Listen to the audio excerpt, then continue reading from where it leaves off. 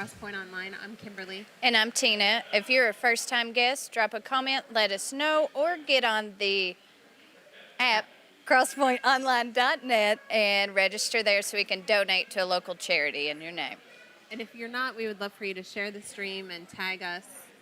Still nobody's tagging us. No. We say this every Sunday, guys. I feel like you guys could probably say this verbatim. Yeah. What we say. Yeah, you could. But they don't. I'm going to let you lead into this because I keep messing up. Yeah.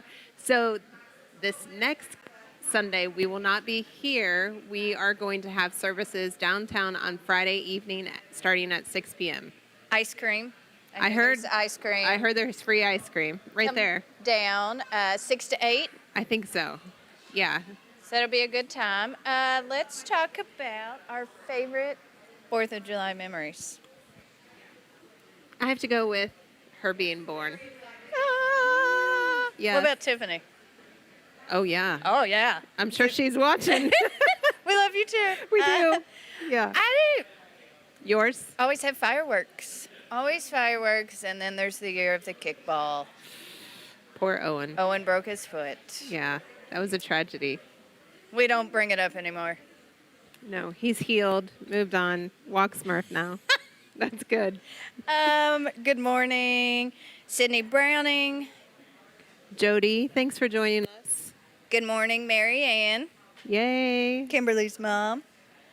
Sydney. I already said Yes. Sydney. Ruth Fowl. Good morning. I know. Good morning, Ethan. And Austin. I'm And sure you're Austin. watching And us. Anna. And Anna. So sit back, relax, and enjoy the service.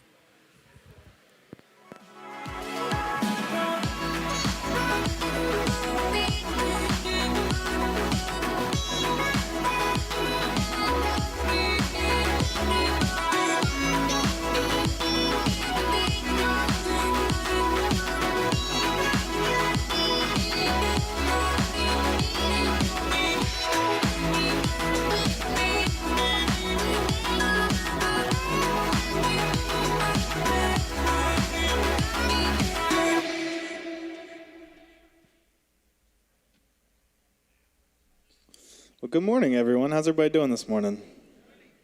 Yeah, very nice. I like it. Well, we're so glad to see you guys here this morning at CrossPoint, whether you're online East End or here in the room with us, or Robertson County, right? Yeah. Happy to see you guys joining us, too. Anyway, this time we invite you guys to stand and worship with us as we sing this morning.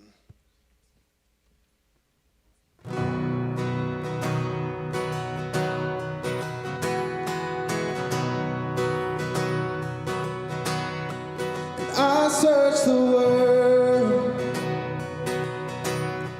but it couldn't fill me. Man's empty praise, and treasures that fade are never enough. Then you came along and put me back together.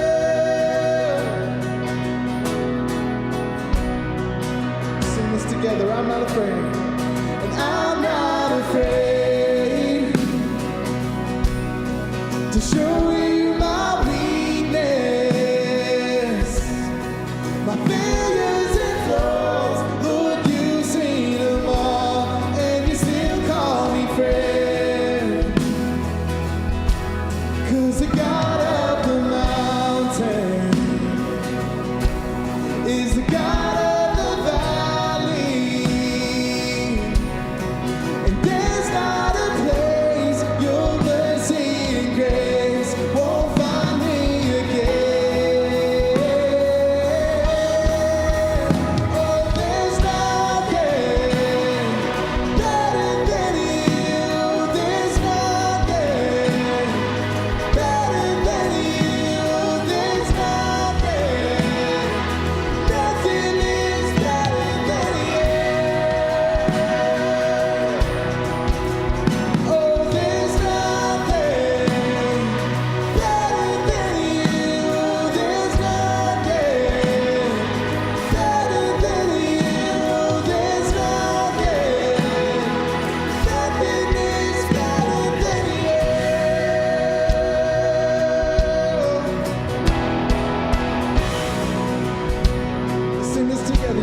morning.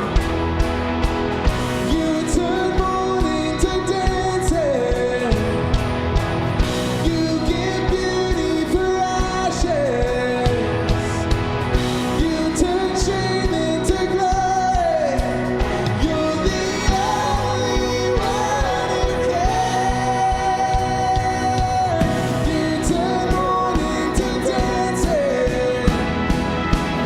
You give beauty for ashes. You turn shame into glory. You're the only one who cares. You turn praise into gladness. You turn bones into armies. You turn seas into highways. You're the only one who cares. You're the only one who cares. There's nothing better than you. There's nothing better than you. There's nothing. Nothing is better than you. There's nothing better than you. There's nothing better than you. There's nothing. Nothing is better than you.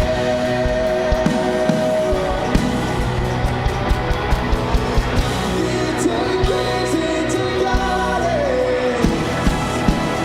You turn bones into armies. You turn seas into highways.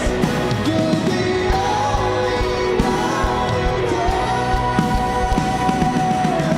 You turn graves into gardens. You turn bones into armies. You turn seas into highways. You're the only one who cares. You're the only one who cares. You're the only one who cares.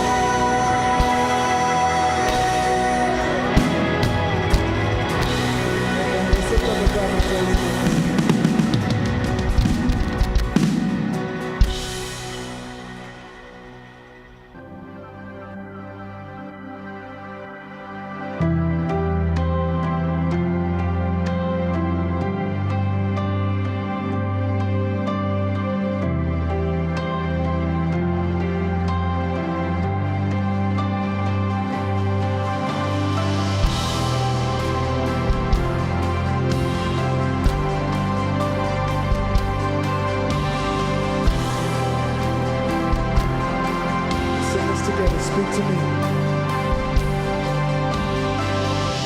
Speak to me when the silence heals my voice.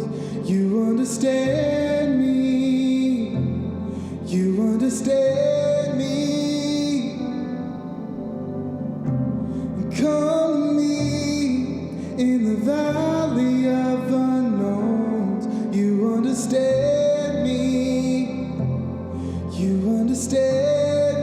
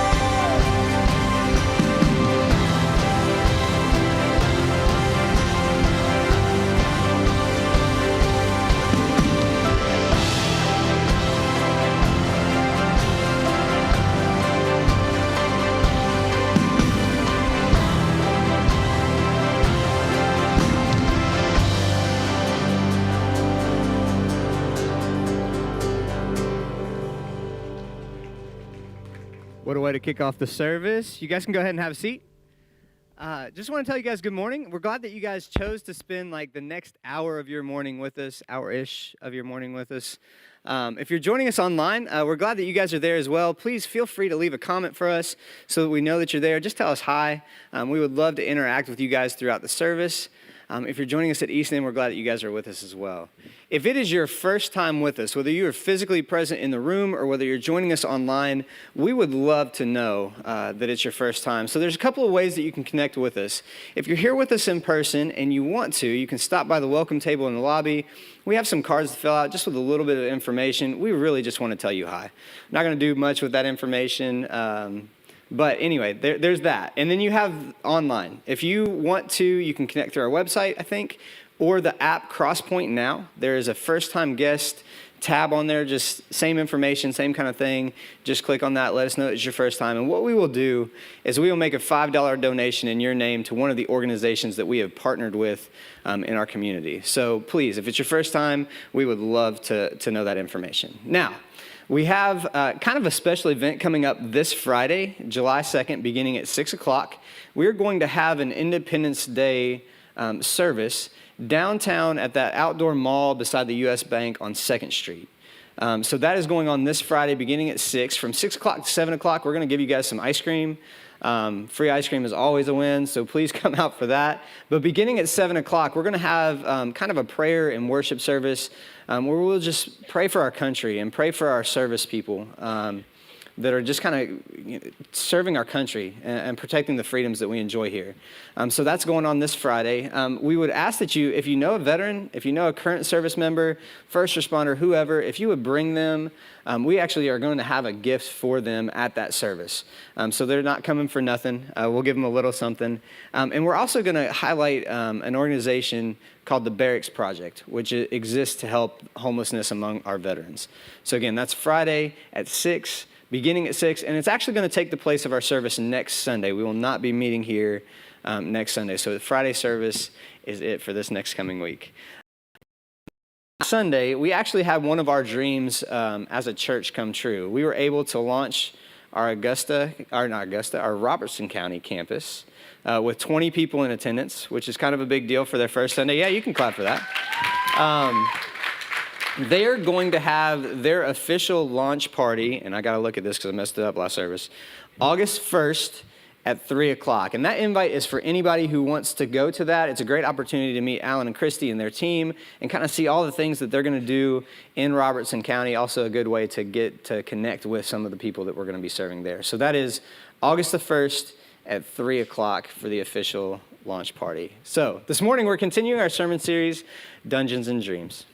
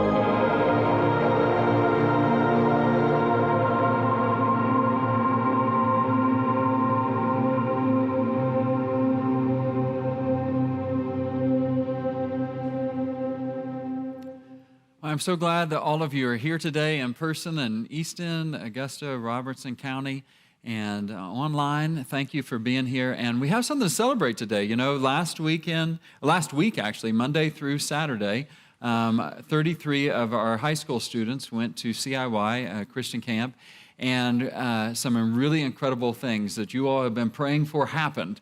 2 of the teenagers, for the first time in their lives, encountered Christ for the first time, and it received him into their life. Can we celebrate with those 2 teenagers? Yeah. And then 17 of them felt God's tug and calling them to renew and refresh and recommit their lives to him and be even more bold about the faith that they have in Jesus Christ. So we celebrate those 17 teenagers And then 3 of the teenagers, and this is huge, 3 of them have really come to solidify a sense of God's call in their life to go into pastoral Christian ministry. And one of them even let me know that she was coming after my job. So we can celebrate that today, right? I love that, think about this. We had 4 adult leaders that gave up a week's vacation so that they could go and minister to and serve our teenagers. And I think we have some pretty amazing adult leaders to be willing to do that, don't you? They are incredible. So great things to celebrate there. And, switching gears here, I would love to know what your pet peeve is. Like, in fact, just talk to each other real quick. This is your chance to talk in church. Look at somebody near you. If you're all alone, you feel free to, if you're an extrovert, feel free to move close to somebody. But just tell them, what's your pet peeve? If you're really honest, in the big scheme of things, it doesn't matter, but it's just those little things that can get under your skin, And if you're online, you can just comment and let us know what that is. I would love to hear your pet peeves. Good talking going on. That's good. Is somebody brave enough to say yours out loud enough so I can hear? Because I'm slightly hard hearing, I think. Asking questions. And Jeannie, have you had people do that? And you've never seen the movie, but they're asking you about something you've not seen. Yes. You do that. You do it. Okay, so you were speaking what you do to them. All right, that's a good one. That's a very good one. Yes, I have someone in my family that does that. Yes, that is annoying. All right, anybody else? Pet peeve? Messing, yes, that is mine. That is one of mine. Yes, those socks each belong in a certain place. Good. Anybody? Yes, right. Seriously, would it be that hard just to stick that in a tissue and throw it in a trash can or something? You have to just lay it there so we all step in it, right? Yeah, that's a good one. Good. Yeah, these are good. All right. Anybody else have something you just got to get off your chest? You won't be able to leave this place lighter than what you came. Everybody good? Yeah. One car takes 2 parking places. Oh, that's a good one. Yes. Go to rural King's parking lot and watch that nightmare come true. Yes. Yes, man. That's right. Learn to park that truck. Dear God. Yeah, no, I feel that one. I'm right there with you. Yeah, I've said some nice things to people in my head. Yeah, I relate. So, yeah, I was thinking about that, and I was realizing that one of my big pet peeves is really not about others. It's about me. You have any pet peeves with yourself? Like, yeah, those things that, like, why? Why do I keep doing that, Like, for me, it is, my dad has this amazing sense of direction. Like, he's traveled all over for his job. He loves to travel just for fun. And if you would ask him today, say, hey, Dad, you just name a random place. What's the best way to go when I go through Georgetown, Texas to get down to San Antonio? Dad would sit there and he'd be like, oh, yeah, there's this street. He would name it. He'd be like, oh, and there's a little restaurant, and you should ask if Joe still works there. Joe is so nice. I'm like, you are a freak. Like, who remembers all this? And he is always so disappointed with me because I never know where I'm going and that I rely on a GPS. He takes that offensive to him. But I have to, because I get lost even with a GPS. We get lost. And so this week, Kimberly had her birthday. The kids were gone, and so she's like, let's take a half day off and get out of here and go to a new place to hike. We went down to Carter's Cave. Man, what a beautiful place if you've not been there. Like an hour away, like everything else, and it was beautiful. And so we went there, and I had mapped out how to get there and anything. Still had to have my GPS tell me, U-turn, make a U-turn. I get so sick of hearing a U-turn. And then I mapped it out and found a trail, and I looked specifically for a trail that was a loop. Because I'm like, you can't get lost in a circle, right? If you're doing this, you can't get lost. And we did. We went on the 3 Bridges Trail, only saw 2 of the bridges because we got lost somehow. I'm just thankful we got out, right? That's my big pet peeve. How come I can't go someplace new At least once. That's my goal. That's my dream for life. One time I would like to go someplace new and not have to turn around or get lost in some way. That's my pet peeve. And as I was thinking about it, as I was driving home, because I was so frustrated over getting us lost and not seeing all three of the natural bridges we were supposed to see, I thought, you know what the real problem is? The real problem is an expectation problem. That's my real problem. I mean, I've been on this earth for 47 years. As long as I can remember, I've been getting lost. As long as I can remember, I didn't have a good sense of direction. And yet still, for 47 years later, I still go someplace new thinking that for some reason, this is going to be the time that I don't get lost. That's an expectation problem, right? If my expectations are setting me up for disillusionment, disappointment, and discouragement. And so I would like to suggest to you that when it comes to these dreams that God gives us in certain stages of life, in every stage of life, I believe God has a dream for you. God has a dream for you that's going to help you tap into the purpose He has for you, that's going to bring fulfillment that other things would not bring. And God has this dream for you. Whatever age you are, He has a dream for you. And when I get this dream from God in my head, what I do then, maybe you do this, is I begin to map out how to see that dream come true. And in my mind, it's very logical. You can see it. It's like, okay, there's the dream. Here's where I am. If I do this and I do this and I go here and I meet this person and we accomplish this, then I'm going to get to my dream. And not only do I map out the way to get to my dream, I also map out in my mind the time frame in which it should happen. And I think, okay, if I do all of these things, I should be at my dream by this point in life. And then guess what I'm doing? I'm setting myself up for disillusionment, disappointment, and discouragement. Because while God gives me a dream, He doesn't tell me how and when it's going to happen. And when I try to assume how and when it's going to happen, I'm setting myself up for disillusionment, disappointment, and discouragement. Why? Because we're not in heaven yet. We live in a broken, fallen, sinful world. And hell knows that your dream is going to come true. And the only chance it has at stopping that dream from coming true is your expectations. Because hell knows if it can get you to expect everything to go smoothly and at a certain time to have your dream come true, then when it doesn't happen, it could discourage you and distract you and defeat you from thinking that dream could ever happen.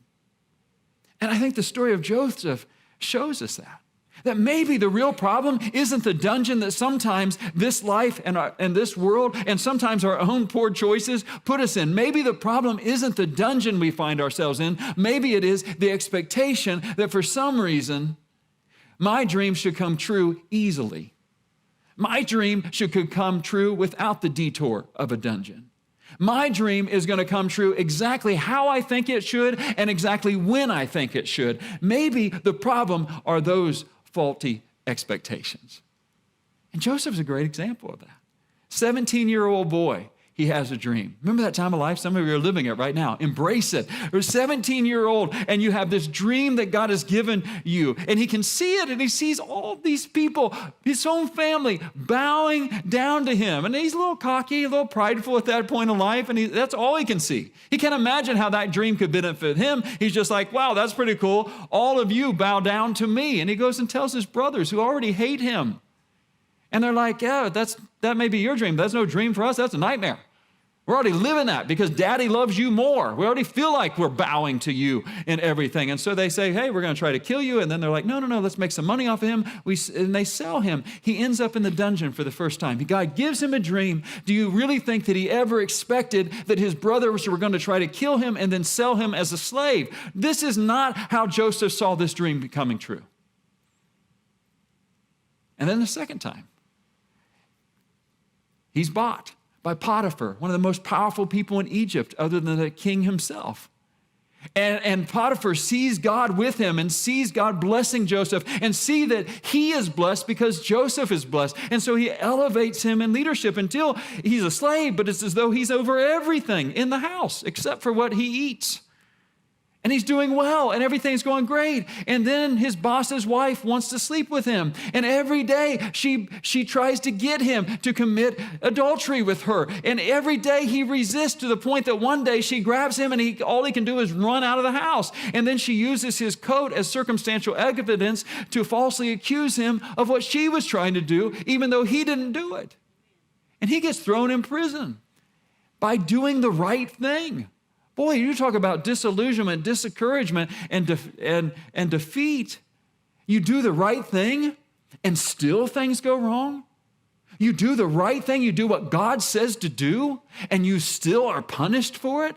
Oh man, you talk about Joseph being in a dungeon. He was in a dungeon right there. And hell wanted him to believe that if he was really doing the right thing and really following God, then everything would just work out and everything would be easy. And if you do the right thing, everything's going to go the right way. And when hell wanted him to believe that, because the moment his expectations were that if I do the right thing and if I trust God with this dream, everything's going to easily work out and I'm going to have my dream just in this way and this time, hell knew it could defeat him.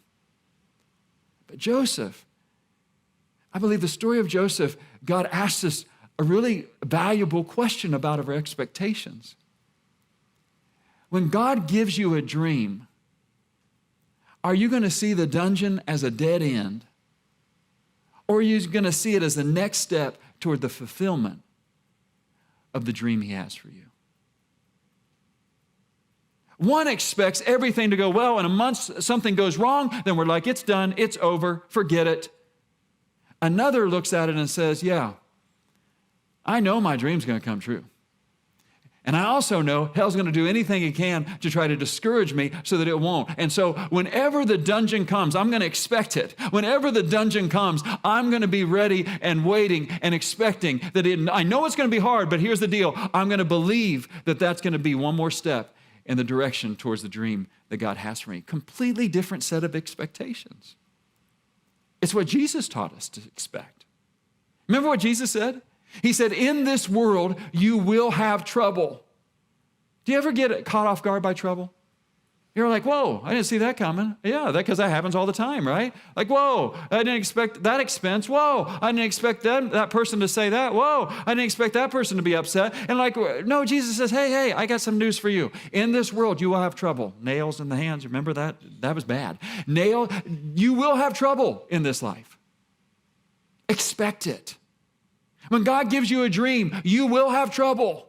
Expect it. I've never known anybody who has ever had a dream come true that said, that was so easy. Wow, I faced no obstacles.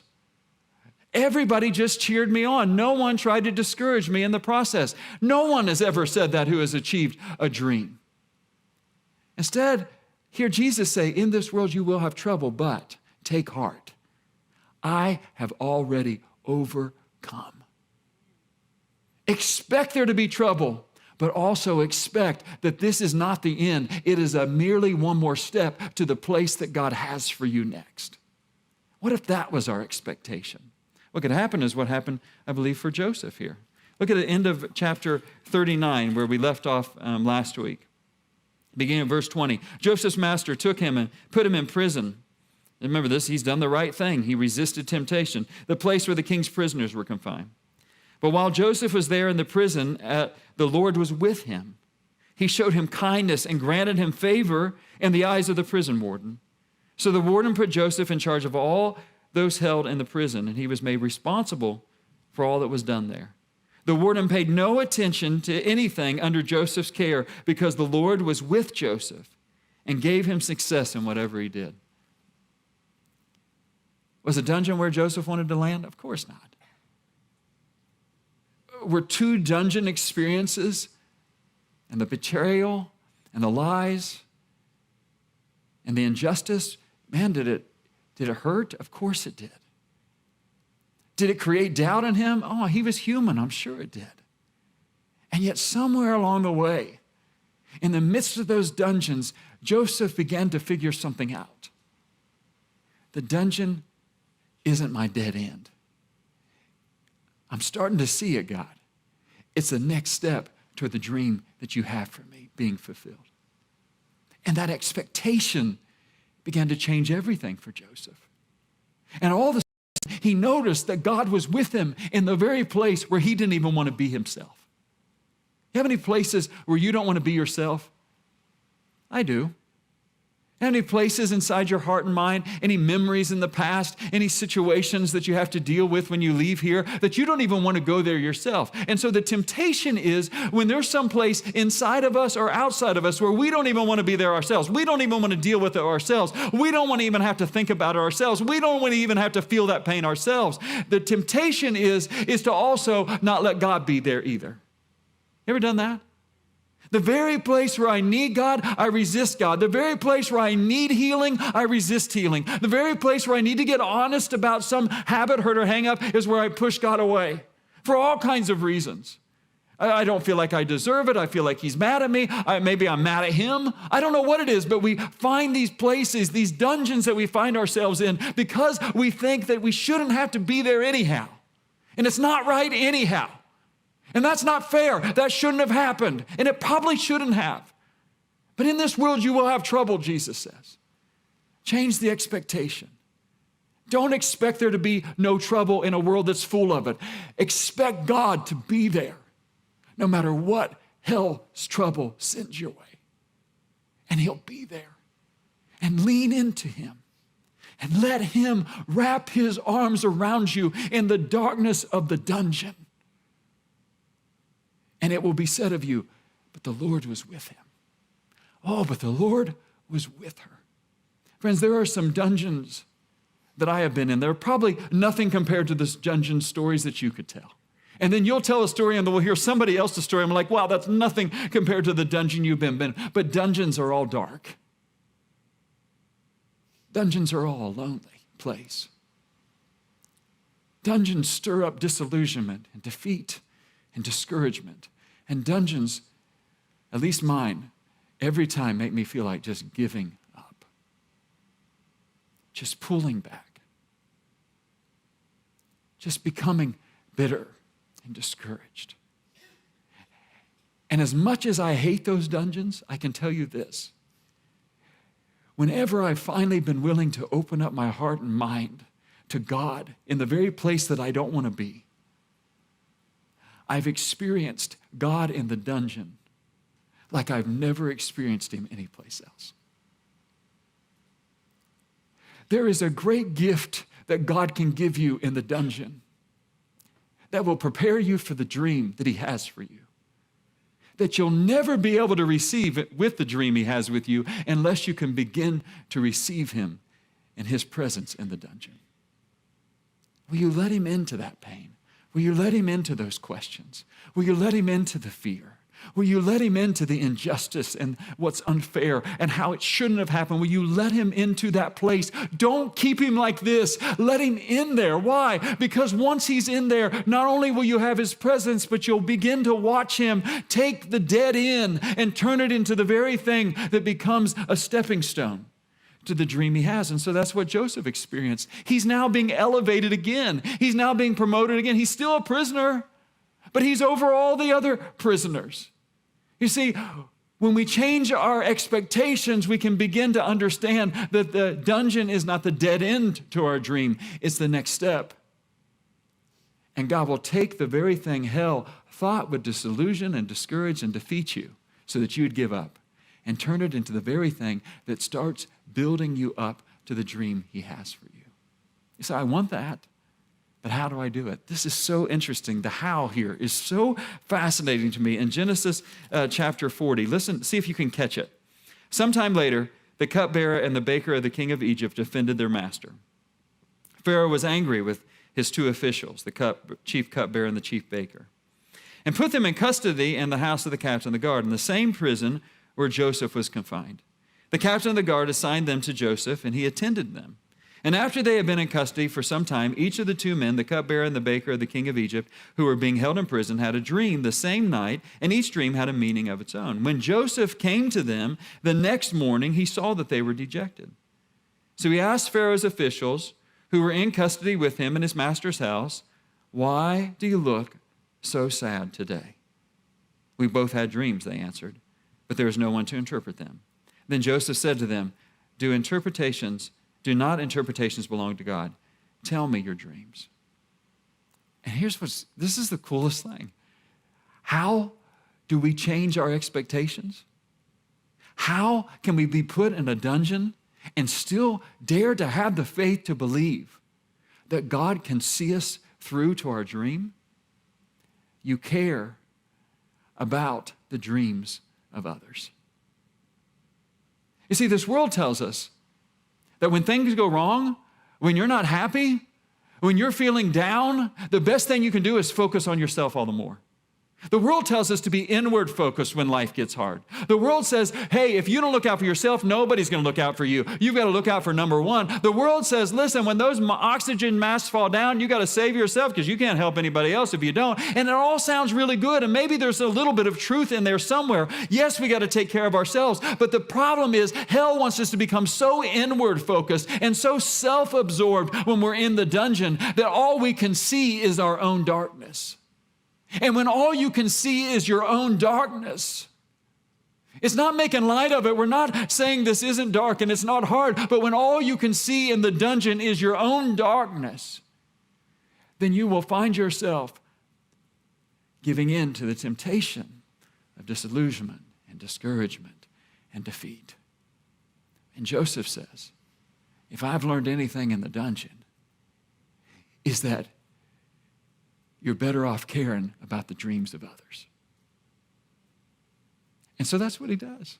He looks around and he sees these people that he's seen before, and he says, wow, they really look like they're in bad shape today. Yeah, Joseph, well, guess what, Captain Obvious? They're in jail, they're in dungeon. Everybody's miserable here. No, he says, I've seen them before. They were sad before. But now there's a sadness that even makes their sadness look sadder. Like, what's wrong? And so he goes and asks them, he says, why do you look so sad? Think of how easy it would have been for him to be so consumed, so focused on his needs and his problems and his injustice that he didn't notice anybody else. But he noticed that the look on their face was different than yesterday. And he asked them, why do you look so sad? Friends, if you don't want to have your dungeon defeat you, then don't just care about your own dream. Start caring about somebody else's dream that's in the dungeon. Because it's amazing what God can do. What God can do is he helps us see that we're not alone. We can become so self-absorbed in our own pain and our own defeats that that's all we can see is us. But God says when you start caring for others, you'll notice that you're not alone. Others understand what you're going through. And somebody else needs to know that you understand what they're going through. And when people start caring for each other in the dungeons, it's amazing the kind of synergy, the kind of healing, the kind of hope that can happen. There was a at the end of World War II when Nazi camps were being liberated. Allies went into one of the cells and they found these words etched, I believe, and we believe not only for themselves, but for whoever else was going to be brought into that cell. This is what was written on the wall. I believe in the sun, even when it's not shining. Can you imagine being walked into that cell and you get into that darkness and your eyes adjust and you see this on the wall? I believe in love even when there's no one there. And I believe in God even when he's silent. I believe through any trial there is always a way, but sometimes in this suffering and hopeless despair, my heart cries for shelter, to know someone's there. But a voice rises within me saying, hold on, my child. I will give you strength. I'll give you hope. Just stay a little while. I believe in the sun even when it's not shining. And I believe in love even when there's no one there. But I believe in God even when he's silent. I believe through any trial, there's always a way. Hear that shift in expectation? Oh, yes, this sucks. Oh, this dungeon is dark. But even here, God is with me. And even here, it's not just me who matters. It's the next person that's going to come in this cell that matters too. You want to see your dungeon not be a dead end and be something that God can use to bring your dream and make it come true, then care about others. Because here's the cool thing that happens when we do this. Joseph didn't know this was going to happen when he cared enough to ask, how are you doing? Look what happened, verse 9. So the chief cupbearer told Joseph his dream. He said to him, in my dream I saw a vine in front of me, and on the vine were 3 branches. As soon as it budded, it blossomed, and its clusters ripened into grapes. Pharaoh's cup was in my hand, and I took the grapes, squeezed them into Pharaoh's cup, and put the cup in his hand. Because that's what a cupbearer does. They would bear the cup of the king, and they would sample the wine before the king drank it. So and the king wouldn't. Great job, And so that's what the job was. And so he describes his dream. Verse 12, this is what it means, Joseph said to him. The 3 branches are 3 days. Within 3 days, Pharaoh will lift up your head and restore you into your position. You'll put Pharaoh's cup in his hand, just as you used to when you were his cupbearer. But when all goes well with you, and this is where Joseph starts to see, when all goes well with you, remember me. Show me kindness. Mention me to Pharaoh and get me out of this prison. I was forcibly carried off from the land of the Hebrews, the nobodies, and even here I have done nothing to deserve being put in a dungeon. Do you see what just happened? He started caring about other people's dreams, and all of a sudden he saw that his dream may very well be connected to this guy's dream. You see what I'm saying? Like when we start caring about other people's dreams, we start to realize something. We're not little individuals walking on our own little dream path, hoping to get to our dreams and competing with each other. That's what the world says is there's not enough dreams to go around. So we all have to compete and try to defeat each other so that we can get our dream. And God's saying, no, you got it all wrong. Learn to care about other people's dreams and not just your own. And guess what happens? You'll start to see that all your dreams are kind of interconnected.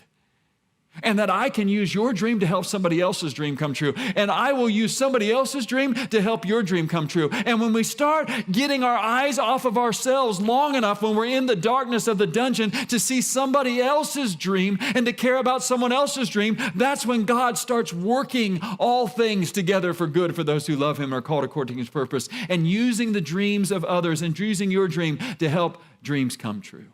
And Joseph experiences that. And that's one of the things that I love about you all as a church family, is that you're not afraid to care about the dreams of others. And you don't just say, my thoughts and prayers are with you. You put it into action.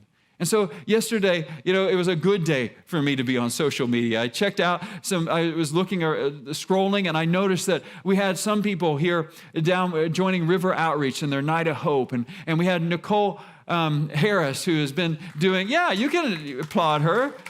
Yes, go ahead. In fact, let me tell you what she did, and then we'll get even better applause, Josh, okay? So give me a chance here, and we'll give you what you really deserve here. Nicole has this heart for the homeless of our community. I know some people in our community don't want to believe that it's true, but in case you didn't know, there's homeless in Maysville. Shocking, right? And there's homeless in every county in Kentucky and Ohio. And Nicole has been working for a long time now to raise awareness and to make a difference and to help and to offer just love is really what she does. And so she was down there last night. And now let's thank Nicole for what she did, because it is incredible. And then in another booth, there was Jade Artuso with some of our folks with SOAP, Saving Our Adolescents for Prostitution, and raising awareness that, guess what? If you are being used and as a slave in sex here in this area in Buffalo Trace, that there's hope for you, because guess what? That happens here too. And so they're caring about somebody else and someone else's dream. And then you go to Tollsboro last night, and we had a whole group of people who were helping to raise money for one of our own church family who has cancer, Johnny Barber. So be praying for him. And everywhere I looked, I'm like, oh my goodness, you all, CrossPoint folks, are all over right now doing something in the name of Christ so that somebody else can know people care about your dream too. It's not just about us. We care. And when you're in the dungeon, we care. Because why? Because there's a God in heaven who cares, who has a dream for you, and we'll do whatever we can to try to see those dreams come true. Amen? Amen. It was so encouraging. That's why we do Robertson County. That's why we're doing what we're doing on Friday. Because There's homeless veterans, people who have fought to protect our freedom, who are now living on the streets. And there's people like the Barracks Project that are doing something about that. And it's a way for us to remember to honor those who aren't even in homeless situations, but honor our veterans and our first responders and those who give of themselves and sacrifice in that way. It's all about understanding that when we care about other people's dreams, guess what? We don't sacrifice our own. We make room for God to work in ways and through people and through situations that we would never have imagined. So what's your expectation? Do you expect that God's dream for you is just going to be easy? Jesus says, in this world, you're going to have trouble. But when you have that trouble, what's your expectation? Do you think that a dungeon means that the dream is dead? No, Jesus says, I have overcome. My death and resurrection has already overcome for you. Don't buy hell's lie until you receive and you live in the truth of Him fulfilling His good dream for you, and not just you, but for others. I'm going to pray with you, and then we're going to watch 3 stories from our East End campus of people who are experiencing God bring their dream into reality, and 3 people sharing what their next dream that God has given them. So let's pray. Heavenly Father, I thank you so much, God, for this church family. I thank you for the people of this church who are willing to care. Lord, every one of them who serve, every one of them who give, every one of them who pray. Lord, they all have needs of their own. And it's really easy and really tempting to just be completely focused in on ourselves. But I'm thankful, Father, that you love us too much to let us become inward focused. Jesus, you said, love God with all of your heart and soul and mind, and love your neighbor as yourself. There is no greater commandment than that. If we fulfill all the other commandments, but we don't fulfill the commandment of love, none of those other commandments matter. So would you expand us and our expectations? Lord, hard as it is, some of us just need to get really honest about the fact that, yeah, this dream led to a dungeon. And I'm a little ticked off and I'm a little disappointed that that had to happen. But Jesus, I hear you say it and I receive it today. You said in this world there would be trouble. Help me not to be caught off guard by the trouble, no matter how much it hurts. And Jesus, and I think there's probably somebody in this room, Lord, or somebody on the line needs to hear this, God. If there's anybody in their dungeon who's pushing you away, would you break through that today? If that's you, would you let him break through that today? That's your choice. Would you be willing to say, Jesus, I'm in a dungeon. Be honest about how it feels. It's not fair. It's scary. Makes you mad. Jesus didn't just come so that he can be in the good and the positive places of your life. He came to be in the dark dungeons too. Let him in. Who needs to let him in today? Maybe for the first time, you're truly going to let Jesus into your life like the teens did on the trip last week. This is going to be your moment to say, Jesus, come into my life. Don't miss it. And then maybe, Lord, for some of us, we didn't mean to, but somewhere along the way we got so focused on our needs and our stuff and our problems that we forgot to notice the people you had put in the dungeons with us who have dreams too. Open our eyes to the dreams of others. Help us to be a people that care. Let us be a Joseph that just notices that somebody looks a little more sad today than they did yesterday. And let us be a voice of hope and a presence of encouragement. And Lord, I pray that we would hear and see that even in this video. Because God, when that kind of care starts to happen and that kind of expectations change, then I believe that's where a city and a community can experience real revival. real change.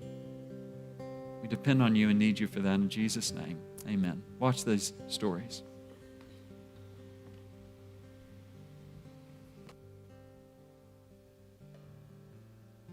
My name is Teresa Jones, and I have my own place now. I started out at River Outreach, and they have taught me how to reach out and be closer to God. And my goal is to get to the place where I trust more than just God, that I trust other people too, because I have a bad trust issue. Hi, my name is Geneva Dixon, and I'm at that River Outreach. God has helped me get 2 jobs, and I actually want to save money, get my own place and a vehicle, and one day own a business. Food, I like to cook. My name's Melissa. I used to be at the River Outreach, and now I have my own house and a job, and I'm working on my GED. I have math left. Just got me a tutor so I can get my GED and graduate drug court. And that's my dream, to do all that and be a better self for myself.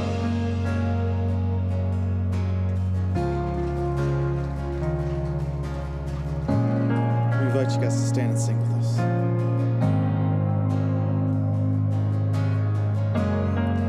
We've seen what you can do, oh God of wonder. Power has no end. The things you've done before, in greater measure, you will do again. There's no prison wall you can't break through, no mountain you can't move, all things are possible. And there's no broken body you can't raise, no soul that you can't save, all things are possible. The darkest night, you can light it up, you can light it up. Oh God of revival, lead up arise, death is overcome, you've already won. God of revival, you rose in victory, and now you're seated forever on the throne. So why should my heart fear when you've defeated? I will trust in you alone.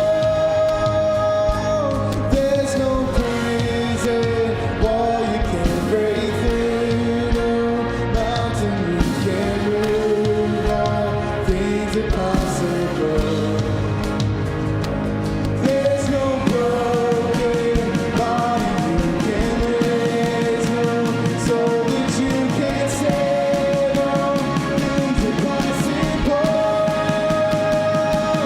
Darkest night, you can light it up, you can light it up.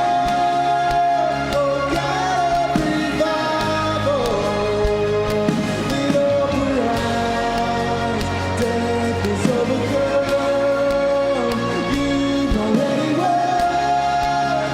God of revival, you're the God of revival.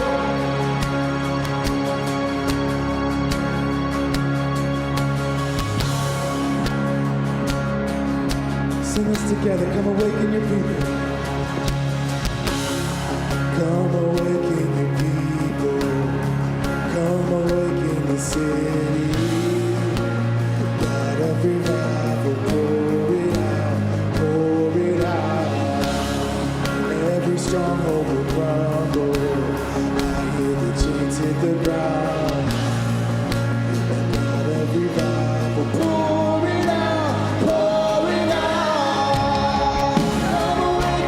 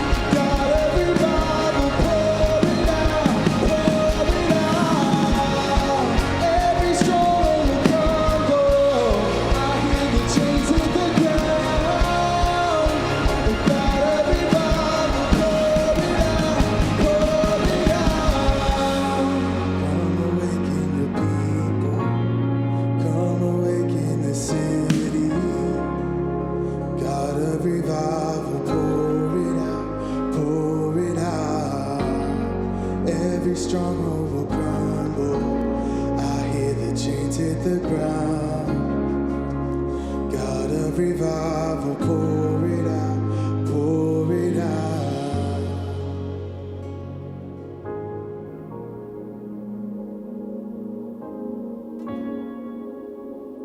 Now this last week, I got the opportunity to go with those high schoolers up to CIY, and it's one of the coolest experiences when you start to learn that, you know, God meets us all in different places at different points in times and in so many different ways, but kingdom work and living a life for Him is something that we can always find blessings in, regardless of the dungeon we might find ourselves in. So this morning, if you're in a spot where you kind of need somebody to pray for you, we have somebody standing back by the cross in this back corner, and they're there for you. So if you're in that spot and you just need somebody to pray for you, feel free to walk back there. Okay, they're there for you. Just as a reminder, before we leave, the services will be Friday, July 2nd, downtown, beginning at 6 p.m., and that will take place in place of services next Sunday. So we hope that you guys have a great week. Thank you for joining us.